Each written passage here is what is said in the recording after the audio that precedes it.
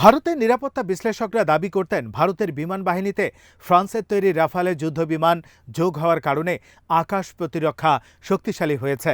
কিন্তু পাকিস্তান রাফালে ভূপাতিত করায় ভারতের আকাশ প্রতিরক্ষার জন্য আরেকটি বড় বিপর্যয় হিসেবে দেখা দেবে। এটা শুধু ভারতের বিপর্যয় নয়, এর নির্মাতা ডাসাল্ট এভিয়েশনের জন্য ক্ষতির কারণ হয়েছে।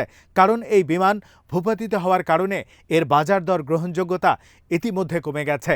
স্বাভাবিকভাবে ভারতীয় বিমান বাহিনীর দক্ষতা প্রশ্নের মুখে পড়েছে।